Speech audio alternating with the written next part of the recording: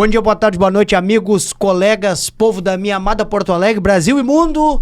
Tá começando aquele programa que vocês tanto esperam a semana inteira. Aquele programa que fala de filosofia, vida, religião e até futebol. Hoje tô aqui tradicionalmente com o Dr. Ricardo Nogueira, que é o nosso habituê do programa, né, Dr. Ricardo? E hoje, não que a gente não fale sobre esse tópico, mas a gente vai debater muito futebol e política, porque a gente tem a honra e o prazer de receber o jornalista e escritor Roberto Jardim, que está lançando a segunda edição de um outro futebol, Pequenas Histórias da Bola. Grande! O teu apelido é Beto em casa? Como é que é? Já foi Beto. A minha mãe me chamava de Beto muito, né? Meus irmãos, tudo. E os amigos na rua? Os amigos me chamam de Bob Garden. Bob Garden. Bob Garden. A maioria me chama de Roberto. Pô, esse é um grande apelido, Bob Garden. Bob Garden, quem me deu foi o Ricardo Sosserman. Eu trabalhei com ele, tive a honra de trabalhar, sentar lado a lado com ele um tempo. E ele me apelidou de Bob Garden. Aí eu assumi meu e-mail, é Bob Garden, e ficou Bob Garden. O professor? Professor, grande professor. Grande professor. Vem cá, tu tem essa tua obra repleta, né, de uma outra visão sobre futebol. Eu tava lendo os prefácios, e prefácio, né, assinado pelo Chico Sá, pelo Juca Kfouri, não é pouca coisa. E pelo que dá pra ver, né, doutor Nogueira, ele tem essa... Ele pega um outro enfoque, assim, sobre o futebol. O futebol começou em 1864, 65, por aí mais ou menos.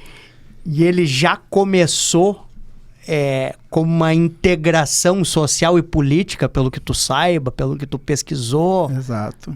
Como o Chico Sá escreve no prefácio do livro, desde que a primeira bola quicou, a relação política e futebol existe. Já começou ali. Mas já tem relatos de gente, de grupos antagônicos, já nesses primeiros momentos aí, ou não? Sim, com certeza. O futebol começou nas universidades e colégios ingleses, na época da Revolução, mais ou menos final da Revolução Industrial, né?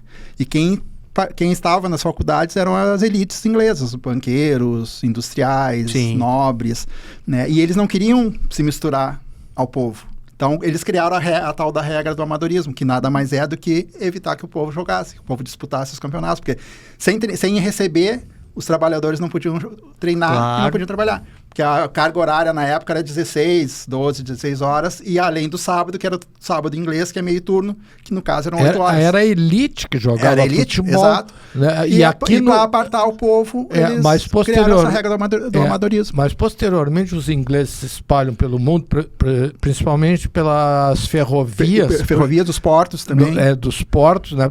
Não é por acaso que o Esporte Clube Rio Grande é o primeiro clube do Brasil em 1900, por causa dos ingleses, que ali desceram do Porto de Rio Grande. Mas era uma elite, né?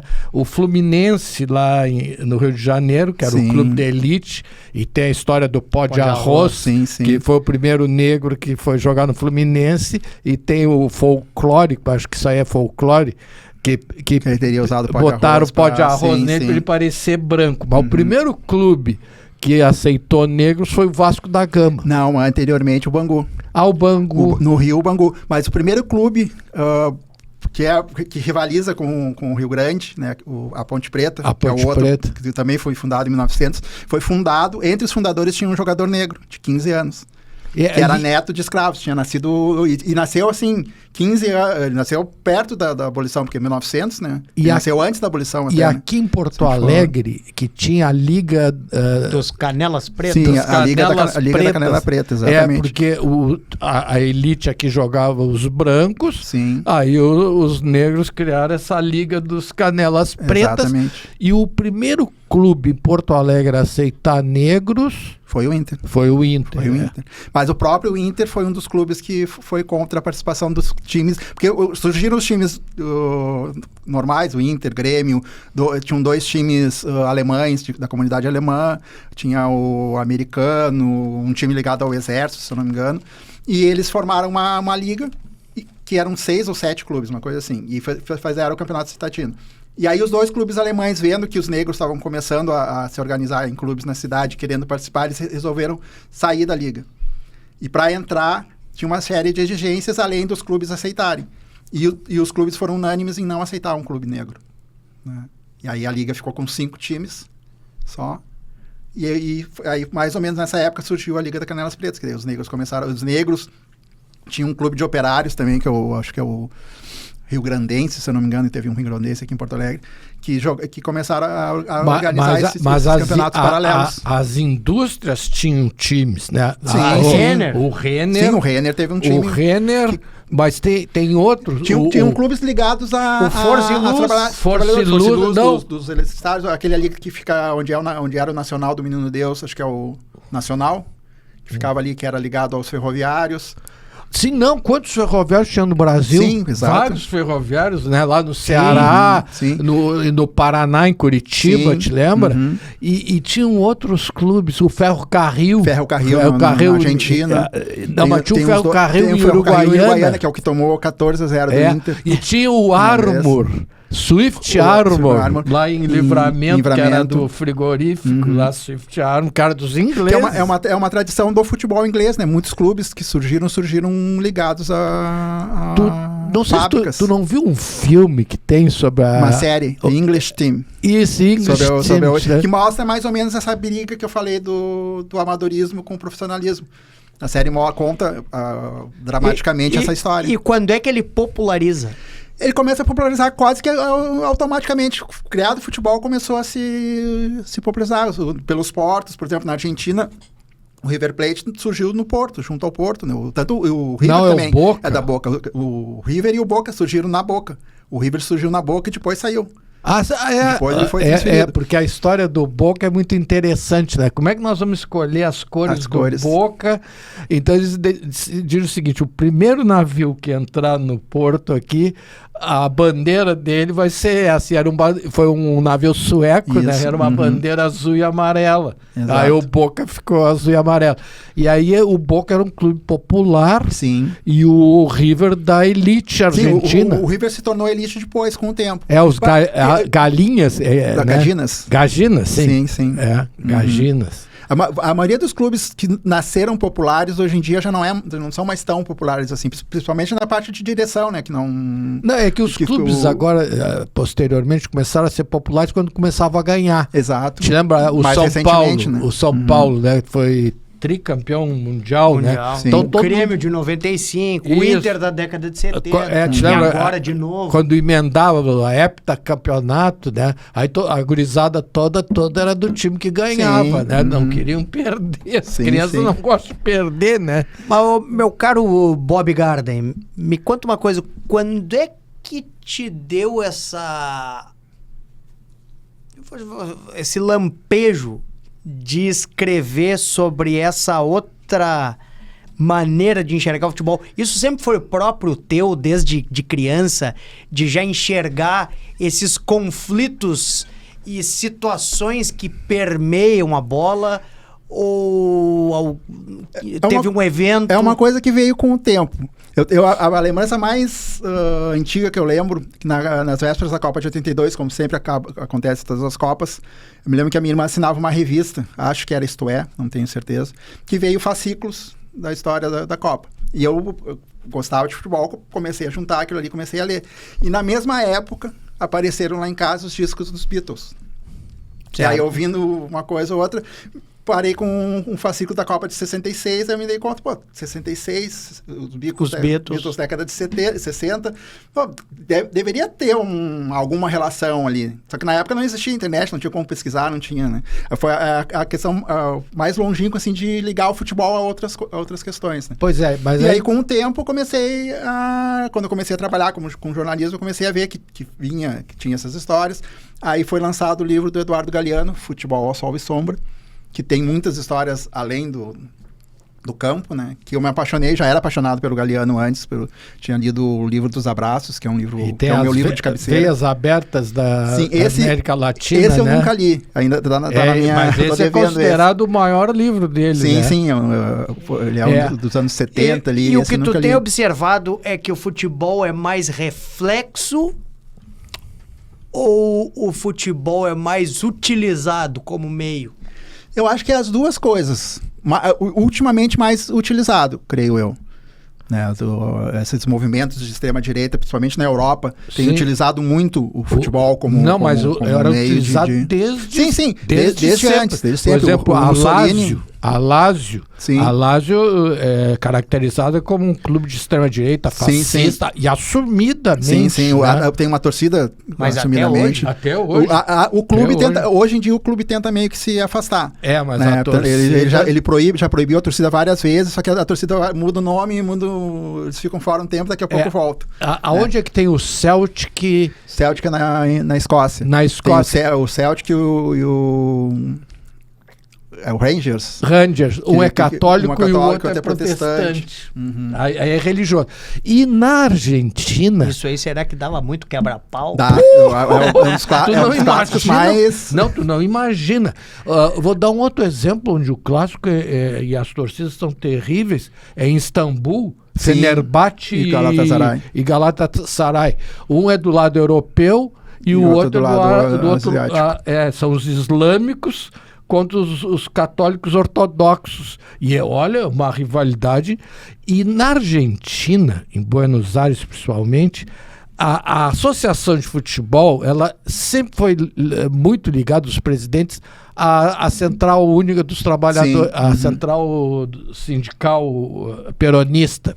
Inclusive tem um estádio do Racing, que é o cilindro, que o nome é Juan Domingo Perón. Sim. Aí se não me engano, ele era torcedor do Racing. Sim. É que o Perón, por exemplo, ele foi enterrado em Chacarita. Né? Tem um cemitério quem está na Recoleta é a Eva. É Evita. E ele é em Chacarita. Sim.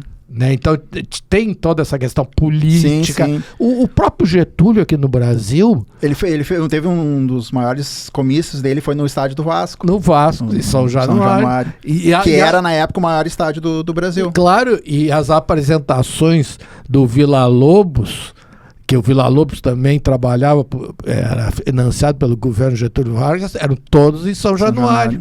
Porque o São Januário, na época, era o Maracanã veio em 50, né? E desses antagonismos todos, de raça, credo, político, qual que, na tua opinião, ou que tu pode afirmar que mais se repetiu ao longo da história?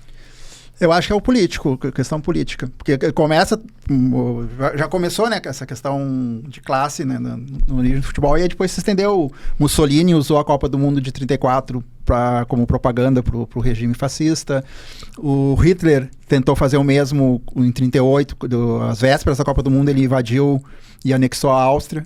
Né, que era na época era um dos melhores times da Europa, era considerado o principal time da Europa, né, tinha o Sindelar, que era um craque de bola, que acabou não aceitou jogar pela Alemanha, e depois foi encontrado morto na casa dele com a mulher dele, e os dois eram judeus, então talvez tenha Sim, mas o Hitler era austríaco. Sim, o Hitler era austríaco. Né?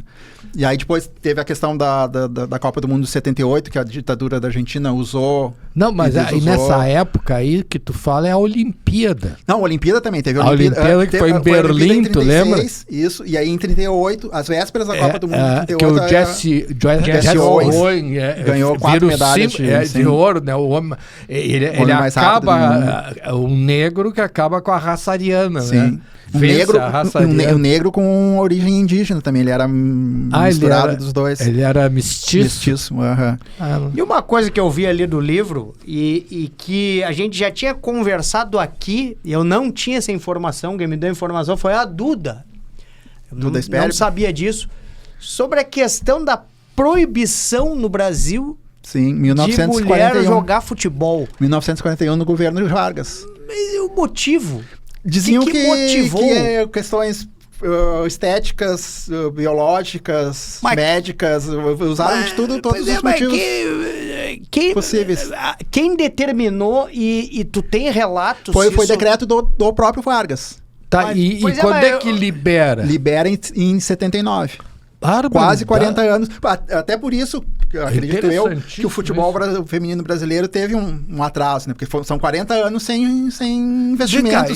Aí eu faço a pergunta. O melhor futebol feminino do mundo é o americano. É o americano. Inclusive estão tendo amistosos agora. Sim, 2 ou 3. Ganhou agora, ganhou. No fim de semana. Mas as americanas, nessa época, elas já jogavam futebol, porque não tenho certeza. Mas elas sempre jogam, tem muito nas escolas, tem muito time feminino, né, no futebol lá. O futebol é mais procurado pelas mulheres do que pelos homens. Desde criança.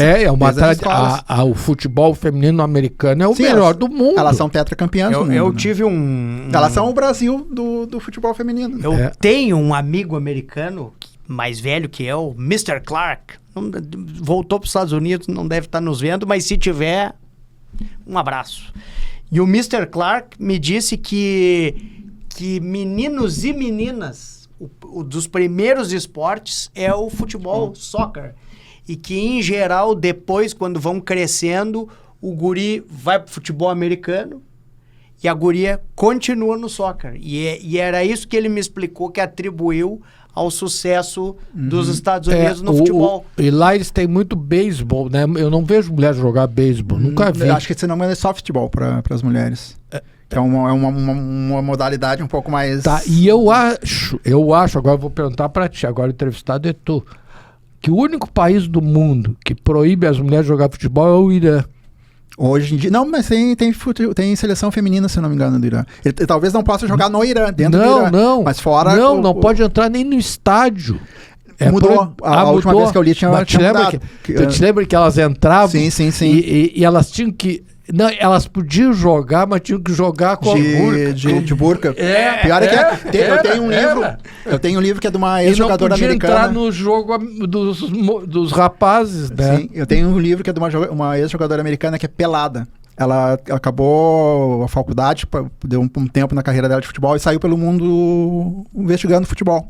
Indo nas peladas no Brasil, Uruguai, e ela foi no Irã e ela participou de um jogo de bola com as mulheres, só que as mulheres todas, ela teve que colocar a burca para poder jogar bola. E eu vi um filme, um documentário sobre as meninas e o futebol no Irã. Elas são apaixonadíssimas pelo futebol, elas amam o futebol, elas entram e às vezes nos jogos elas começavam a gritar e se emocionavam com o jogo, né? E aí viram que eram mulheres, né? Me interessou perguntar para ele, porque, óbvio, ele pesquisou a fundo e chegou a ter relato de mulheres aqui no Brasil tentando jogar bola e ser presa, ser apreendido. Teve prisão, teve várias ocorrências dessas.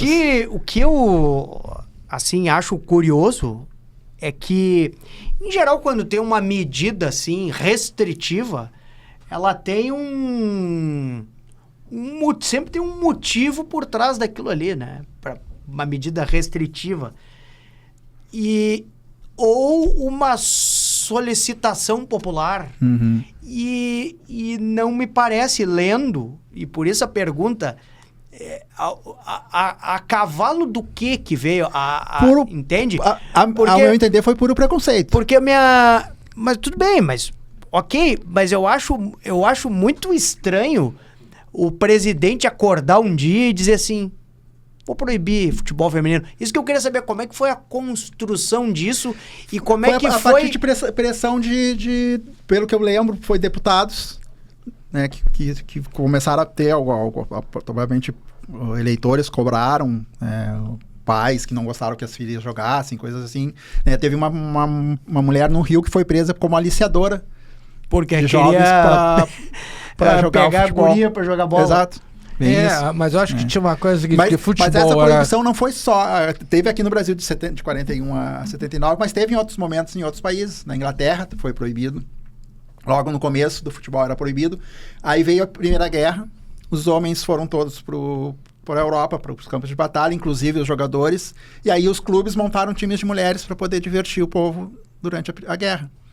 Só que acaba a guerra, eles mandam as mulheres de volta para as fábricas, eram todas trabalhadoras das fábricas, mandam as mulheres de volta para a fábrica e proíbem o futebol feminino na Inglaterra. E tem uma história do Natal, que eles fazem uma trégua numa frente e jogam uma partida de futebol, né? Tem essa história. Agora, esse negócio de proibir e de prender, tem uma história bem no início do samba, que o samba era proibido. Sim, o samba era uma coisa mal vista.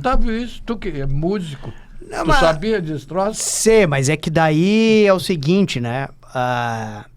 Na verdade, todos os ritmos africanos, de certa forma, eles foram proibidos, porque é o seguinte, aí entra uma coisa curiosa. Os ritmos africanos, em geral, eles têm uma coisa que a gente chama da sétima menor. O Lá7, o Mi7, o Ré7. O blues, por exemplo, a maior parte das músicas, elas são tocadas todas com a sétima menor. E isso gera uma coisa chamada trítono, certo? E aí, então, lá na igreja, lá da época da Inquisição, os caras achavam trítono, tridente, diabo. Não, proíbe isso aqui. E eles achavam que a música que tinha sétima menor, ela causava uma euforia e despertava o sentimento, a libido. Sim, que o samba tem isso, ele tem a sensualidade, sim, né? Então, mas é que tem uma coisa de samba e futebol, né? E o blues, os que foram proibidos, tentaram ser proibidos ou restritos. O blues, o jazz, o samba, o reggae, todos eles basicamente têm trítono que vem da diáspora africana, que vem da escravidão.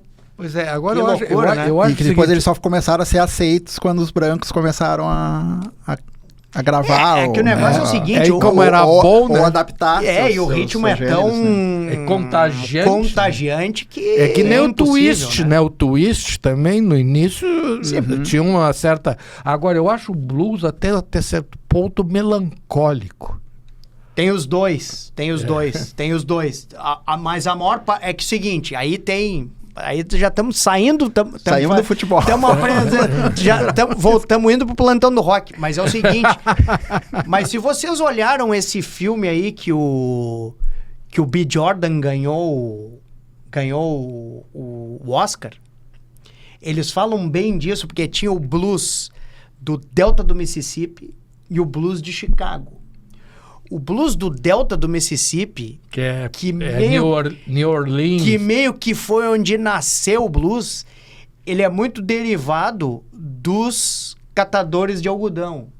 Então era aquele cara que terminava sofrido, a mão. Por isso, uma outra coisa, a afinação do blues, ela é uma afinação, em geral, em sol aberto, que a gente chama, que se tu bate todas as cordas, ela te dá nota sol. Por quê? Porque como os caras catavam o algodão, feriam os dedos e ficavam com a mão inchada, tinha aqueles dedão, eles não conseguiam fazer muita nota.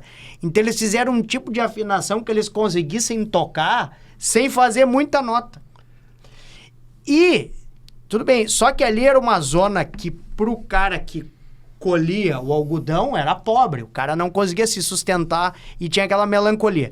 Quando os caras foram para Chicago, que começou as jukes, que os caras começaram a tocar em baile que tinham que animar, eles tiveram que adaptar o blues para um blues mais ritmado.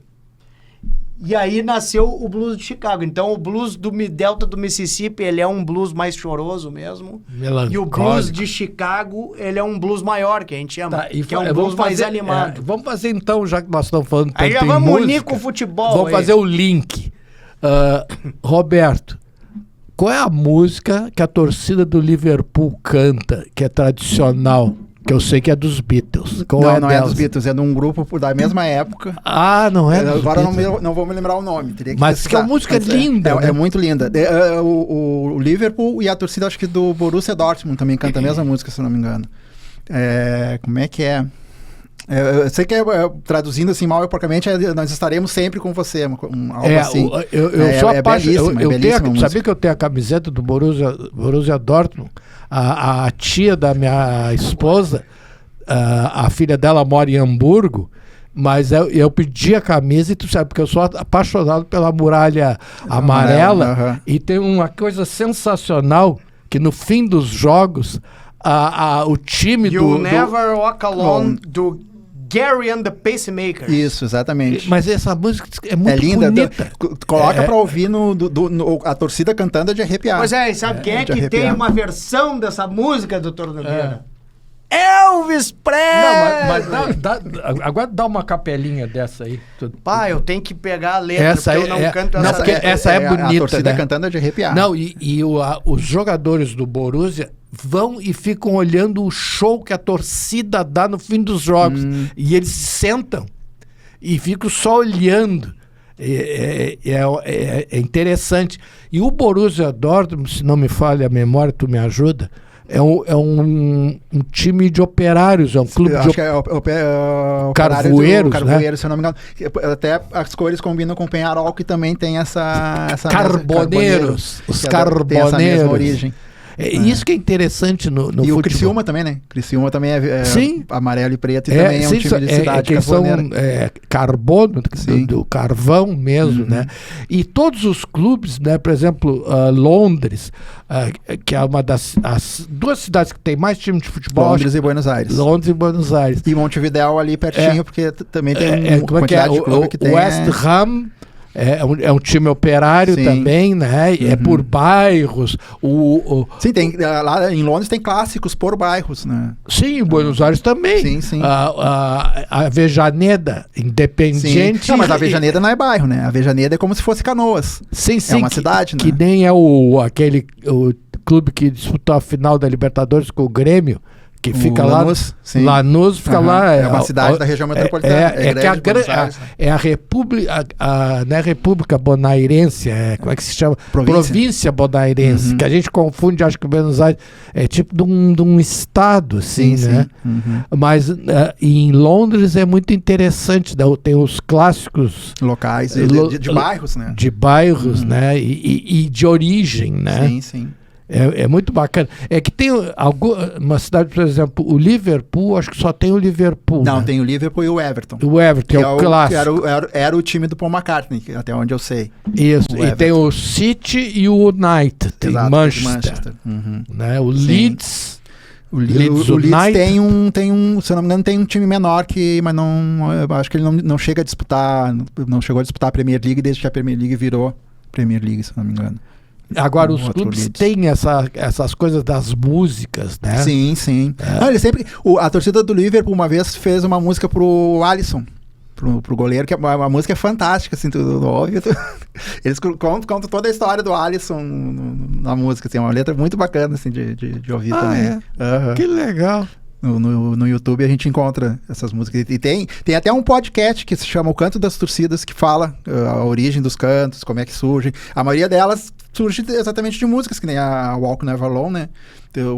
As torcidas da Argentina usam músicas do Charly Garcia, do Fito Páez. Aqui o Inter usou o Mamonas Assassinas, né?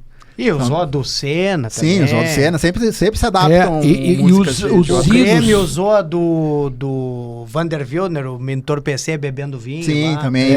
Não, e tem a questão dos hinos, né? O Lupicínio fez o Até a Pé Nós Iremos, que é o hino do Grêmio. E no Rio de Janeiro... Foram todas do... Foi o único autor. Sim. Como é o nome dele? É o do Aquarela do Brasil. O Ari Barroso? Não é Ari Barroso, não. É outro autor. Para mim, o hino mais lindo que tem do Rio de Janeiro é o do América. Eu gosto do Vasco. Que foi do... Ele fez para todos. Ele foi que o Tim Maia gravou e disse... O Ari Barroso, eu acho. É o Ari Barroso. Não é o Ari Barroso. Olha aí que Ari é o Barroso autor dos hinos dos morre sempre. Que ele é de torcer. É de torcer até morrer. Pois a torcida americana é toda assim. A começar por mim. Eu me lembro do Tim Maia gravou. Sim. Dos hinos, o Tim Maia gravou. Na Martini Babo. Lamartine Babo. Eu me lembro dele no jogo dizendo. Todos, né? O Lamartine morre toda hora. No geral, eles são muito bonitos, todos. Mas esse do América aí que o Jefferson está cantando, eu acho que E o do Inter, o hino foi de um carioca, que veio para Porto Alegre, tentou ver um jogo do Grêmio, não foi permitido assistir. E aí ele foi ver um jogo do Inter e aí ele disse, agora eu vou ser colorado, vou fazer... E aí ele fez uma letra. Papai é o maior. Não, o Celeiro de Jazz. Celeiro de Jazz. Tá. E tem alguns hinos, por exemplo, o Grêmio tem referente a... Nós somos campeões da América, né? Sim. E a torcida, assim, em Buenos Aires, que me chama mais atenção, uma delas é a do Racing. A do Racing. A do Racing, ela é... E aquela coisa... A torcida do Racing praticamente refundou o clube, né? Porque o clube faliu. Faliu, né? E aí a torcida se uniu para trazer o clube de volta. E o Independiente, que fica do lado, né? É uma rua de separa os dois estádios. Um do lado do outro. É que nem em Rio Grande. O Rio Grande e o Rio Grandense eram um colado no outro, no início. Agora não é mais. Sim. Agora, o Independiente não era o clube que tinha mais Libertadores? Sim, é o rei de Copas. Ele tem mas hoje 18 ou 19 títulos de Copas. Mas hoje ele... Hoje ele caiu bastante. O futebol argentino, tanto que agora o Belgrano foi campeão, um time pequeno do interior foi campeão do argentino agora, recentemente. Acho assim que nem em Montevidéu, no Uruguai, que foi o River Plate de Montevidéu que ganhou. E a minha pergunta, e hoje em dia com a globalização e com a diminuição, como tem muita troca de informação, a gente já comentou isso aqui várias vezes, do futebol, as características do futebol de cada local irem se perdendo e o futebol ir ficando cada vez mais uma coisa muito semelhante entre todas as partes e perdendo aquela característica cultural do local. Isso tem se refletido em conflito para diminuir ou para aumentar? As torcidas têm perdido as características também? Como é que vocês enxergam isso? Isso tem se interferido na questão até da extrema-direita. Os grupos de extrema-direita nos estádios são contra a contratação de jogadores. Por exemplo, o Celtic e Rangers teve uma época que um não contratava protestante, o outro não contratava católico. Já aconteceu deles contratarem e a torcida ser contra. Sim, né? Sim, e tinha na Espanha o Atlético de Bilbao. O Atlético de Bilbao, ele ainda não contrata jogadores que não sejam bascos. Não, ouvi falar que agora já estão contratando. Não contrata. Não, ainda? Ele tem 2 jogadores negros, mas são que nasceram lá. Nasceram lá, são de origem ganesa e nasceram os pais são ganeses e eles nasceram em Bilbao. Bilbao ou na região do Basca ali, né? É que a região Basca, ela invade um pedacinho da França, também. Né? Tem, por exemplo, o Raio Vallecano, teve uma vez que o Raio Vallecano, que é o time o terceiro time de Madrid, né? Que é um time do bairro Operário, Vallecas. Isso. E ele uma vez contratou um jogador ucraniano que era declaradamente neonazista, participava de um grupo neonazista, e eles fizeram pressão para a direção não fechar o contrato. Ele foi contratado, mas voltaram atrás e devolveram. E o Espanhol de Barcelona também é um clube operário, não é? Nem tanto.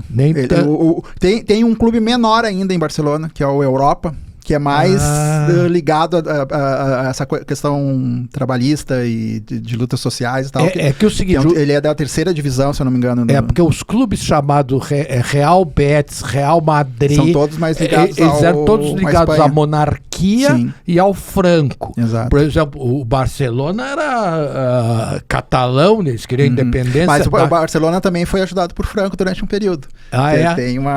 Mas porque tinha aquela coisa que a Catalunha queria ser independente, sim. Né? Mas o Franco, esperto como era, ele viu que o Barcelona era um grande time e podia também patrocinar a Espanha diante do mundo. Pois então, eu achava que o Espanhol que era o clube operário. Não chega a ser tanto, sim, até onde eu... E tem o Girona ali do lado. Tem o Girona, né? Que é perto.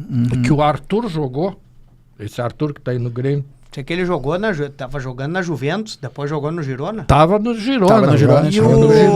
E qual é o país que tem ou teve mais conflito? Mais conflito... não sei se tem essa informação também, não quero te pegar de calça curta aqui. Acho que não é difícil de dizer. Não, mais conflito no futebol, assim. Não, era na Inglaterra. Eu digo por essas questões políticas e sociais. Talvez na Alemanha, que é um país que tem mais clubes. Por exemplo, tem o São Paulo, de Hamburgo, que é um clube que no estatuto tá que ele é antirracista, anticomunista não, antinazista, antifascista, anti-homofóbico. É um clube completamente aberto e é um clube gerido pela própria torcida. E ele tem muita rivalidade com clubes que têm torcidas neonazistas, né? E também tem o Union Berlim, que é um clube... Mas e tem...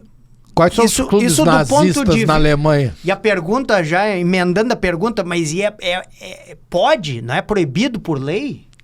É proibido por lei, mas eles se movimentam, aparecem, tem protestos, né?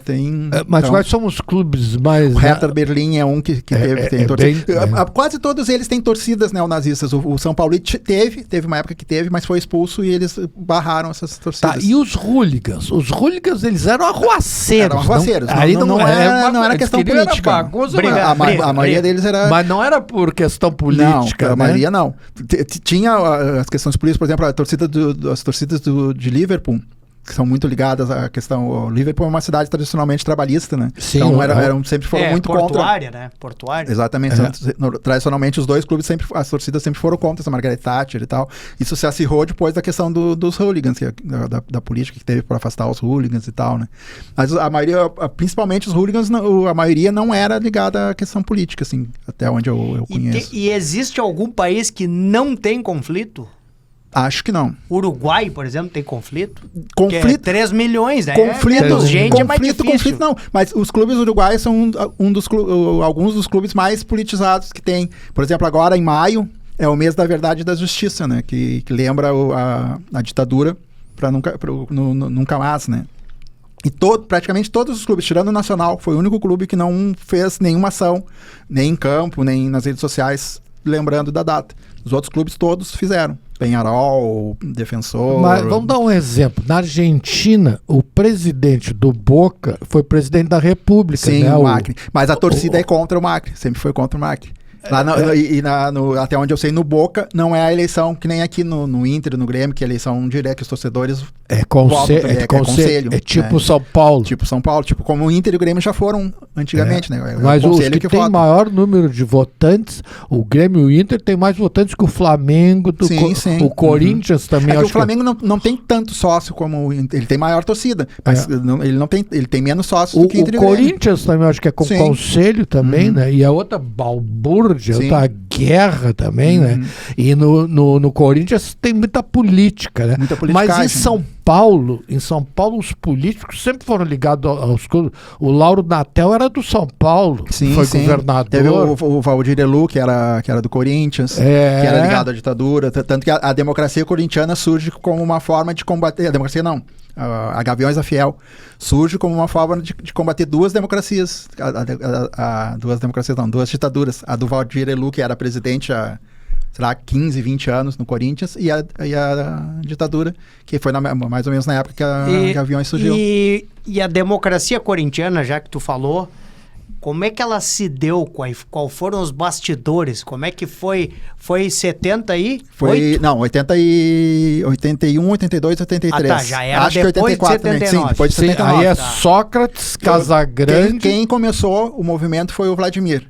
Lateral esquerdo. E foi ele que mais ou menos que politizou o Sócrates. Que o Sócrates, quando chegou, ele não era muito politizado. Quando ele chegou o negócio do Sócrates era outro, era bebum. Ele era fazer festa.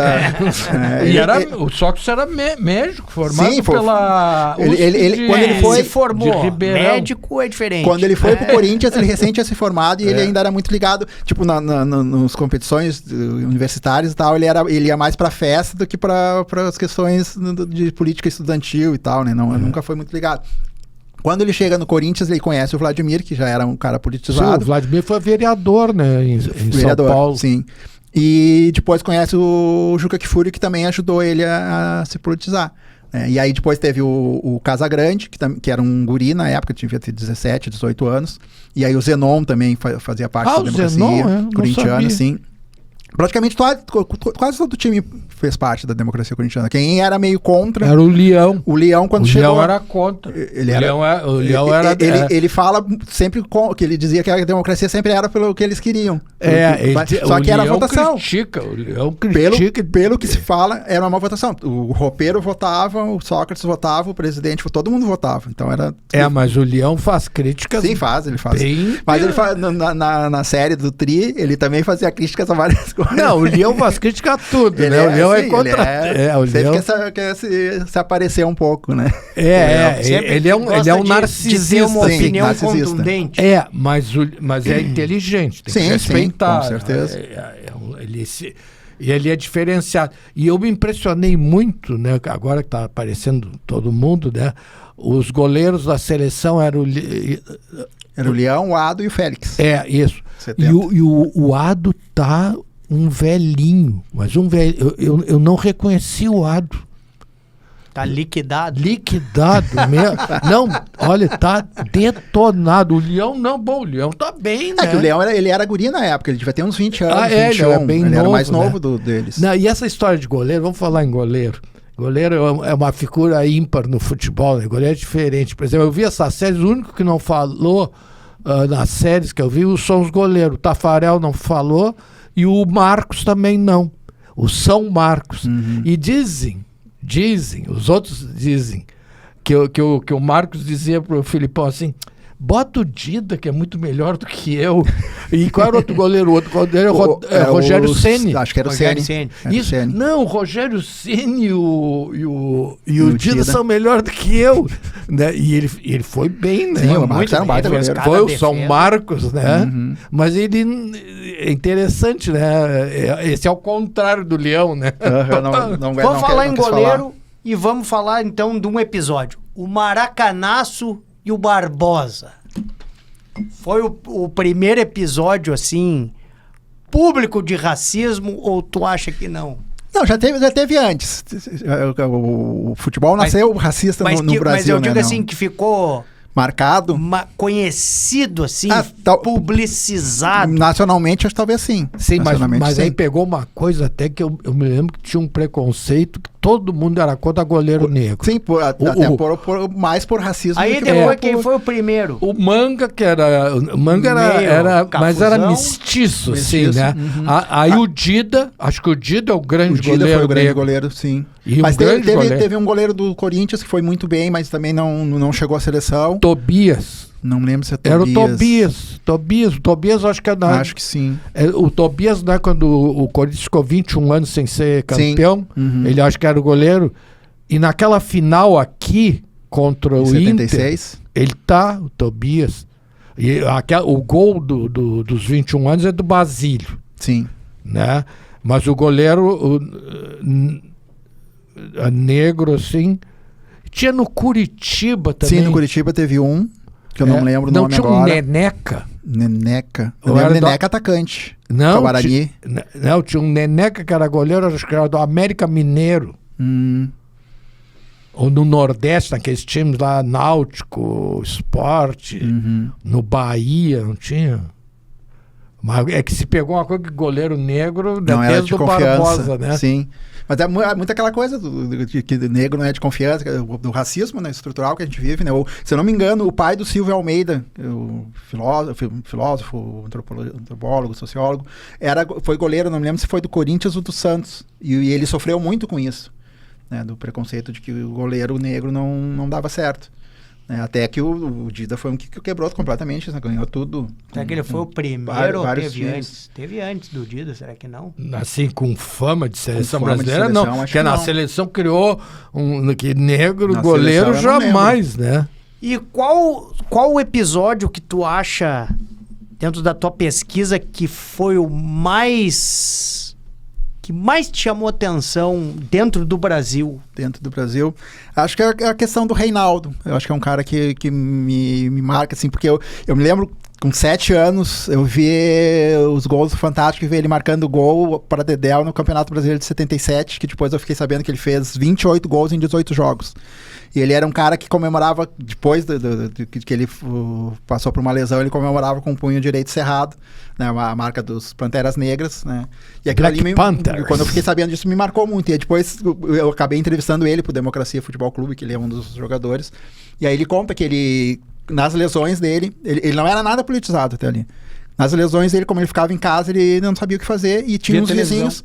E tinha uns vizinhos que eram... O pai era jurista, né? E ele era amigo dos filhos. E ele começou a pegar livro emprestado, começou a ler. Ele se elegeu, né? Ele foi, se eu não me engano, ele chegou a deputado estadual. Acho que ele foi vereador e deputado. O João Leite, que era goleiro, também foi vereador. Pelo menos. Quem mais? Que tem muitos jogadores. O Tarcísio foi vereador aqui em Porto Alegre, né? Tem o Romário, senador. O Jardel. Jardel, deputado estadual. Quem elegeu o Jardel foi o Filipão. Sim. O Darley também, né? Ajudou muito. Darley ajudou muito. O Darley, né? Mas a história do Reinaldo é a que mais acho que é uma das que mais me marcou. É porque ele tem uma contusão, te lembra? Sim. Eles fizeram aquelas finais contra o Flamengo. Bateram nele pra caramba. Ele estourou o joelho. Era ele fazia um gol aqui e o Nunes fazia um gol lá. Te lembra? Sim. Aquelas finais do Flamengo e Atlético Mineiro. Foi no Brasileirão de 80 e na Libertadores de 81, que teve grandes jogos dos dois. E a famosa história do Dadá Maravilha, que a gente não pode terminar o programa sem falar nisso aí, que isso aí sempre volta. Da convocação do João, a queda do João elementos Saldanha. novos da nossa pesquisa. Não, novos não, mas a história é... O Médici era fã de futebol, né, torcedor do Grêmio, e ele era fã do Dadá Maravilha. Não, e ele ia pro Maracanã com o radinho de pilha no ouvido. Sim. E ele era fã do Dadá Maravilha, que na época era atacante do... Não lembro se do Sport ou do Atlético. Eu sei que Atlético ele tava em 71. 70, 69, eu não sei. Se ele já fosse do Inter, não ia ter tido essa discussão. Porque ele era grande. Mas o Dario fazia gol, né? O Dario fazia gol pra caramba. Mas o Dario foi na Copa de 70, nem entrou, Não entrou, não. E foi totalmente ignorado, né? E aí o Médici que aconselhou a convocação do Dario. E o João Saldanha disse que ele não aconselhava o ministério e o Médici não podia aconselhar o time dele. Aí semanas depois ele foi demitido do cargo. Aí o Zagallo entra, aí o Zagallo convoca o Dario, mas nunca botou. Não, ele não jogou. Por exemplo, na outra Copa o Viola entra. Sim, 94. 94 entra. Sim. Mas o Dario não entrou nunca, né? Não jogou. Jogaram dos reservas que jogaram, que eu lembro, o Paulo César Caju. Ele entrou, Roberto Miranda, jogou um jogo. Acho que ele entrou durante o decorrer do jogo. O Paulo César chegou a ser titular num jogo contra a Romênia. Contra a Inglaterra, eu acho. Romênia ou Inglaterra, um dos dois. Eu acho que contra a Inglaterra foi o Paulo César. Que era bem novo na época também. Era gurizinho. Era um guri. Outro que é politizado. Sim, outro que é bem politizado. Ele jogou na França, ele jogou no Olympique de Marseille, né? Que é onde o Abel Braga jogou também. E foi treinador também. Sim. E é um time que a torcida tem tradição de ser politizada também, questão do porto, né? Trabalhadores portuários e tal, né? Então é uma torcida que tem muito essa pegada, que nem Raio Vallecano, São Paulo. Mas o problema ali, Marseille, é muito tráfico, né? É a porta de entrada da heroína cidade portuária na tem, Europa, né? Sim, qualquer cidade portuária tem isso. Não, e Marseille é uma cidade pesada. Sim, sim. A máfia ali... E tirando o Pelé, vamos tirar o Pelé, porque o Pelé, disso que eu vou perguntar, tem algumas passagens. Teve algum outro jogador que reverteu todas as expectativas e conseguiu barrar um conflito, evitar um conflito, ou era de um lado e foi para outro? Didier Drogba. No conflito, qualquer um. Didier Drogba parou uma guerra na Nigéria. A pedido dele. Não foi só o Pelé. Não foi só o Pelé. Mas a questão do Pelé é meio lenda, né? Da guerra. É meio lenda essa história. Mas tem a história também da seleção brasileira no Haiti, tu lembra? Sim, teve um amistoso lá. Né, foi recentemente. O Brasil tinha as forças de paz no Haiti. E eu me lembro, foi o Ronaldo Nazário, o Ronaldinho também foram lá. Sim. E parou tudo lá. Mas o Drogba parou uma guerra. Tem até um documentário que é narrado pelo Eric Cantona, jogador do Manchester United. Que era um bagunceiro, Cantona, né? Que virou ator também. Ele virou ator, cantor, brigava, lançou agora um disco de rock. E ele é um cara grande, sim, né? Sim. Mas ele é francês, mas ele fez a fama na Inglaterra. Sim, no United. No United, Manchester. Né? Agora é o seguinte, de todos esses aí, o de jogador de futebol que se meteu em política, apesar de eu não concordar com ele politicamente, eu sou fã do futebol dele. Para mim, é um dos maiores jogadores que eu vi em toda a história. Como pessoa, eu tenho grandes críticas. Mas já é senador. Não. É do Romário. Já é senador pela segunda vez. Eu acho que foi o jogador de futebol que teve maior destaque político no Brasil, não? Acho que sim.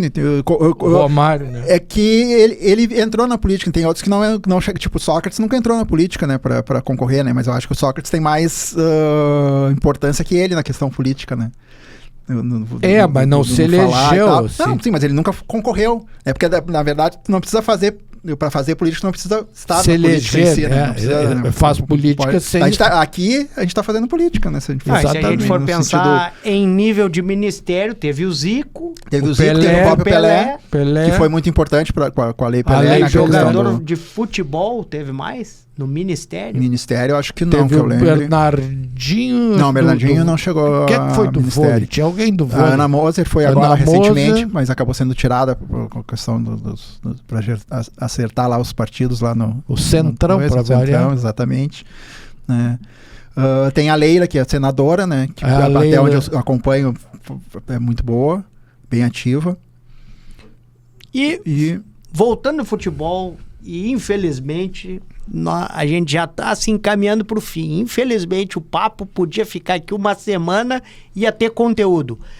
Hoje, com redes sociais do jeito que está, a gente comentando que, por exemplo, o Instagram, a média de tempo que uma pessoa fica olhando é 3 segundos. A informação toda muito rápida... E pelo menos a nossa percepção diária de que muito superficial. Como que tu projeta para o futuro o futebol e a política? Se tu já pensou sobre isso. A impressão que eu tenho é que o futebol, com o tempo, acho que a FIFA vai fazer que nem a Federação de Vôlei fez, né? De mudar as regras e reduzir tempo de jogo. Sei lá, fazer 4 tempos de 25, 4 de 20, que nem o basquete. O basquete, antigamente, eram 2 tempos, né? Não tinha essa coisa de 4 tempos, né? Então, acho que com o tempo a FIFA vai fazer isso para poder trazer os torcedores mais jovens, né? Que não estão acostumados a ficar, sei lá, 45 minutos, né? Ou 90 minutos na frente num jogo, ficar no estádio, ou ir para o estádio. E eu me refiro até à questão de o jogador ser cada vez menos informado, mais informado com conteúdo superficial e, portanto... ser cada vez mais um produto do meio e não um meio do produto. Isso é uma coisa que pelas pesquisas que eu fiz pro Democracia, quando eu comecei a fazer ela, eu encontrava 5, 6 jogadores no máximo politicamente engajados. E falei com gente no Brasil todo, mandando um e-mail, telefonando, perguntando, me dá uma lista de jogadores politicamente engajados. E só vinha 5... Então é uma coisa que sempre foi assim na história, do jogador não ser muito envolvido em política. Mas tem jogador, por exemplo, a seleção da França é uma seleção muito politicamente engajada. Né? O Mbappé fez campanha contra a ultradireita lá da família Le Pen. Agora, eles reclamaram de um patrocínio que a seleção da França acertou com uma bet. E eles não foram avisados. E o acordo era que eles fossem avisados de todos os patrocínios, porque eles são contra patrocínio de bet. O Mbappé já discursou falando que ele vem de uma comunidade pobre e que a comunidade pobre é quem mais sofre com as bets por gastar dinheiro sem ter, né? E ele não quer patrocinar, ele não quer ser um garoto propaganda de uma bet, né? Então tá uma crise na seleção da França por causa disso. Roberto, aí eu queria discordar do Jefferson. Por exemplo, os países muçulmanos... vou dar um exemplo da seleção do Marrocos. tem 8 jogadores do Marrocos que são filhos de marroquinos e nasceram na França. Inclusive o Hakimi, que é o melhor lateral direito do mundo, que joga no Barcelona. Eles fizeram... eles que quiseram jogar pelo Marrocos. Inclusive, eu estou com muito medo desse jogo contra o Marrocos. É um bom time. Não, e eles estão querendo, assim, pelo país deles. E é uma coisa, assim, bem ideológica, né? Pela nação, né? Quer dizer, então eles nasceram lá na França e querem jogar pelo país deles. Vou pegar o Amuzu aqui do Grêmio, que queria jogar por Gana. Eu acho que ele vivia ou nasceu na Bélgica, mas queria jogar por Gana. Então, esses países, principalmente, eu acho que mais os africanos, né? A Argentina tem muito disso, de jogadores que saem muito cedo e mesmo assim querem jogar pela seleção, oferecem naturalização. O próprio Messi. Sempre tem muito. E a Argentina tá, até onde eu li, a última vez que eu li, eles tinham um projeto que era acompanhar os guris que saem muito cedo para os times da Europa para ter eles perto da Argentina, não deixar eles se naturalizarem. Manter aculturado. Exatamente. Para Evitar com que eles joguem para outras seleções e não para a Argentina. Baita programa, Doutor Nogueira? Não, eu achei esse programa fantástico e didático. Assim, o que eu aprendi contigo hoje sobre música, né? Foi sensacional. Nós tínhamos que terminar cantando a música aquela do Liverpool, né? E do Borussia não vou fugir, Dortmund. Quem quiser adquirir os livros... As obras... Além das 4 linhas... Do meu caro amigo Bob Garden. Além das 4 linhas, Jardim. Que é esse aqui, que é um projeto de uma editora cartoneira, que quem puder ver... Isso aqui é papelão. Opa, caiu. Tá caindo aqui. De tão velho que tá. Esse livro aqui tá fazendo 10 anos esse ano. Né? É papelão reciclado. E a capa, adorei a capa e o Rivelino, né? Com a camiseta. Mas só tem 2 exemplares com essa capa. Esse aqui e um que foi para o Juca Kfouri, que é o autor do prefácio. Né? Cada exemplar, são mais de 200 exemplares já vendidos, tem uma capa diferente, que é o princípio do livro cartoneiro. Acho que deve estar uns R$20. Vento Negro Cartoneiro no Facebook, só mandar mensagem lá. Vento Negro Cartoneiro. Esse aqui é o Democracia Futebol Clube, que é a minha, como é que eu vou dizer assim, talvez minha obra-prima, não sei, mas é o que eu mais gosto, assim, dos livros. Né? Ele tem, além dos meus textos, ele tem artes do Gonza Rodrigues, que é um artista argentino que trabalhou aqui na Zero Hora. Cada personagem do livro são 12 personagens, 11 jogadores e um técnico. Tem uma arte dele relativa ao texto. Né? Aqui é um goleiro argentino que foi preso na ditadura. Aí tem as redes da goleira transformadas em arame farpado. Todos eles têm essa... Essa aqui é do Ludopédio. No momento está esgotado, mas está para sair agora até o começo de julho. Deve sair uma nova tiragem, vai ser a 5ª tiragem. E esse que é a primeira edição e a segunda está saindo do forno? A segunda está saindo agora de tarde, está saindo lá no Rio, lá na editora Mórola. Ele está à venda, é um outro futebol. Pequenas Histórias da Bola. Está à venda na mórola.com.br. Mórola, que é uma editora do Rio, uma editora média. Aceitou lançar a segunda edição. Essa primeira edição fui eu que lancei, paguei do meu bolso. Eu consegui recuperar, felizmente. Que esgotou em 1 ano e meio, ela esgotou. Ela foi lançada em 2022, às vésperas da Copa também. E agora a nova edição tem 30 crônicas a mais, 30 e poucas crônicas a mais, que totalizando umas 200 e poucas crônicas. Deixa eu fazer aqui um spoiler de 2 colegas teus. Um é o Pepe Guardiola, né? que escreveu um livro que ele fala em futebol, né? Em estratégia de futebol. Ele disse que aprendeu... quem mais ensinou futebol para ele foi o Marcelo Bielsa, que é um né? grande o treinador do Uruguai e que é lá de Rosário. Ele foi lá para a fazenda, ele ficou um dia lá churrasqueando, né, comendo e conversando sobre futebol. E outro livro que é muito interessante é do Valdano, que jogou na seleção argentina. Jogou com Maradona em 86. Jogou com Maradona, e ele escreve, e esse livro... Esse é um grande livro, Roberto. Esse é um livro, esse do Valdano, né, o Valdano, e era um bom jogador também. Sim, era um baita jogador. Mas ele foi durante anos dirigente do Real Madrid depois. Mas esse livro do Valdano... Esse eu não li. Eu tenho 2 livros de contos, que são reuniões de contos organizadas por ele, que ele escreve só o prefácio. Daí são autores latino-americanos escrevendo sobre futebol. Bem bacana também, muito bom. Um livro que vale a pena ler é a biografia do Maradona, que tem, pela editora Grande Área, uma baita biografia, uma das melhores que eu já vi. Tem a série também, né, do Maradona. Sim, tem a série agora, estreou agora, acho que não é uma série, acho que é um documentário que estreou agora. Mas tem uma série também. Tem uma série ficcional, né, que não é com ele, não é ele, né, é um ator interpretando ele, acho que é na Amazon Prime, se eu não me engano. Diego Armando Maradona. Pra mim, depois de Pelé, é o melhor de todos.